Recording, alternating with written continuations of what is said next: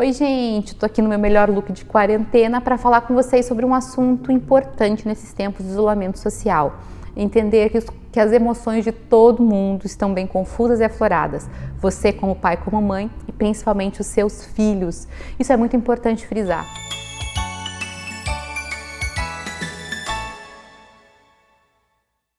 Porque nós estamos lidando com algo que nunca lidamos antes.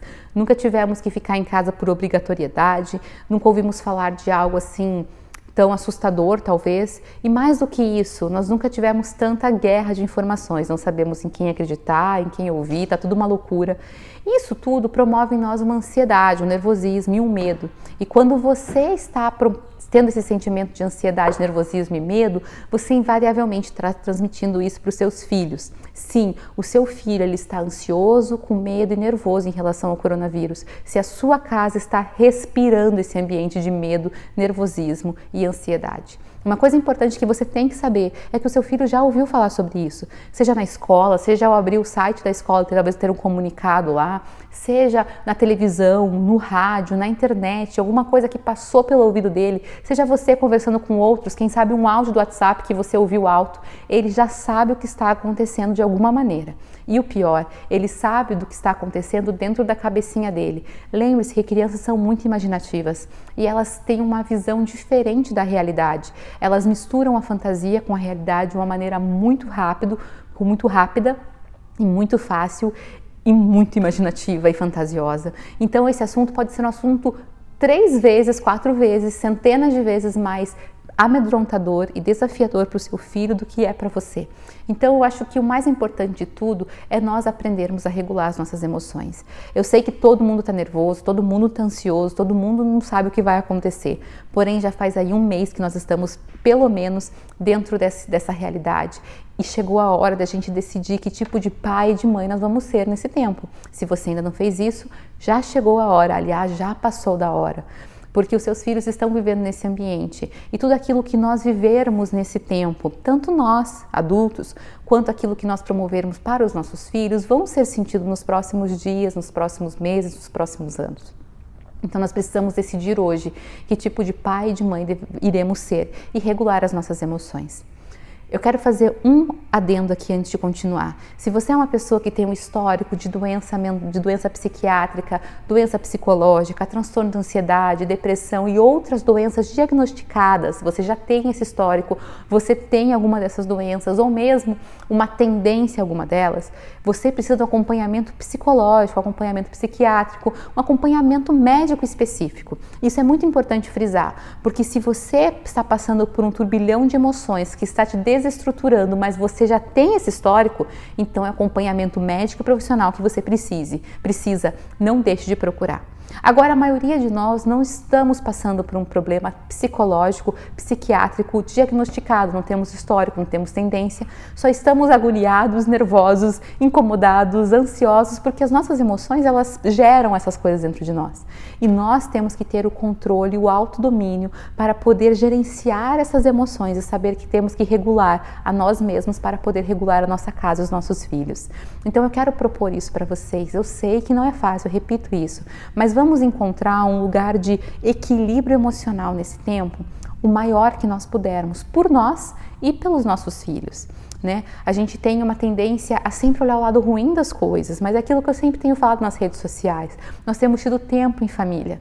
Tempo, que é o que geralmente a gente não tem. Tempo de conhecer os nossos filhos, tempo de disciplinar, tempo de educar, tempo de ensinar algo novo. É aquilo que sempre nos falta, nós estamos tendo tempo. Ah, Melina, mas eles mandam um monte de tarefa para fazer, eu não sei fazer. Faz na medida que você conseguir, não se cobre além daquilo que você pode fazer. Se esforce sim para oferecer o melhor, mas faça à medida que você tem a capacidade, a disponibilidade, o conhecimento.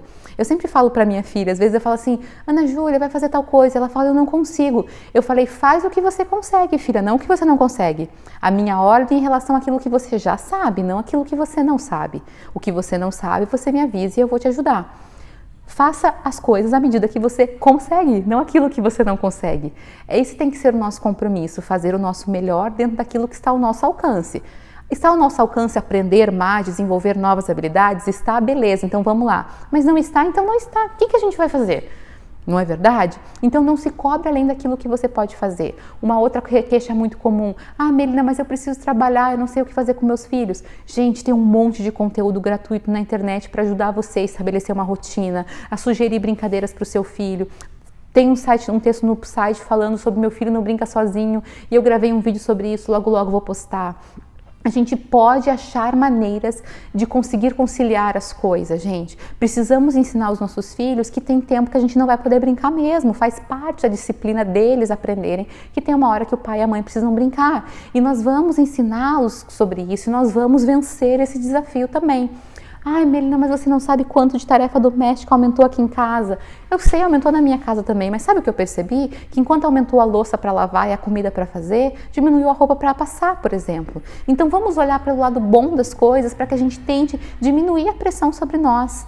Outra coisa que nós podemos fazer é ser menos criteriosos nisso. Podemos lavar a louça uma vez por dia ou 2 vezes em vez de lavar a cada 15 minutos? Talvez possamos. Ou podemos ensinar os nossos filhos a serem mais ativos nas tarefas domésticas. Antes eles não tinham tempo, a gente não podia pedir demais. Agora eles têm tempo. Vamos incluí-lo nas tarefas domésticas. Entende? São pequenas coisas que nós precisamos aprender a fazer o malabarismo, e ele fica mais fácil quando nós olhamos para as coisas como elas realmente são. Uma vez eu estava ouvindo uma palestra, eu esqueci o nome dela agora, é Mandy alguma coisa, lá do MOPS. E ela fala que a grande questão do malabarismo da maternidade é saber reconhecer quais são as bolas de vidro e quais são as bolas de borracha. Por quê? Porque as bolas de borracha podem cair no chão e vai estar tudo bem. As bolas de vidro não podem, essas precisam de mais atenção.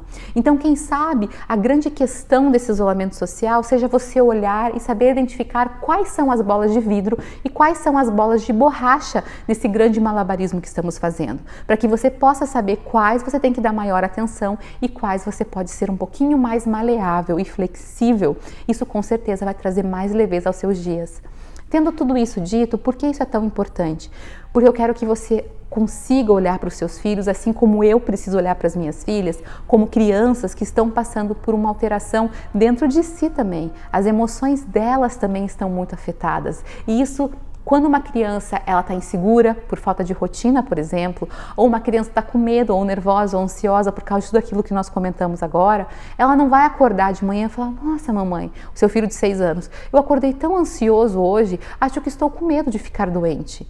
Ou, nossa, mamãe, eu estou tão nervoso hoje, acho que é a falta de ir para a escola e ter a rotina escolar. Não, ele não sabe manifestar e expressar essas emoções ainda.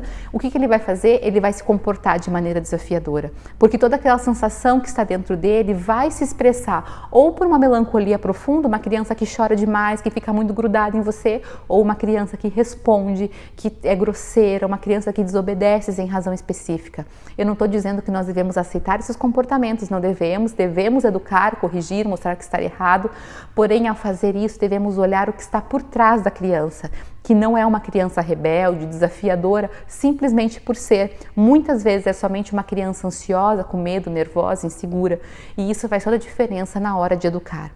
Eu queria muito que vocês, assim como eu, que nós pudéssemos ter esse olhar sobre os nossos filhos nesse tempo, sabendo que eles estão passando por muitos desafios emocionais e cabe a nós, pais e mães, ajudá-los a discernir essas emoções, ensiná-los como nomeá-las, ensiná-los como reagir de maneira adequada a elas, corrigir os comportamentos errados, mas tudo isso com um olhar empático de quem sabe muito bem o que é estar nervoso, ansioso e inseguro.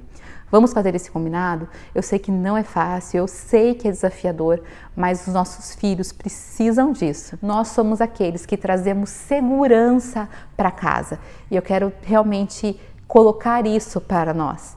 Vamos nos esforçar para estarmos bem, porque somos nós que fazemos os nossos filhos ficar bem também. Então eu sei que não é fácil, mas eu sei que nós vamos conseguir e vamos sair desse tempo ainda mais fortes, vitoriosos, ou seja, resilientes. Se você gostou desse vídeo, não esquece de se inscrever no canal. Se você acha que ele pode ajudar alguém, sugiro que você envie para essa pessoa. Espero que nós possamos nos encontrar em breve. Ai, se Deus quiser, o quanto antes lá fora. Beijo grande.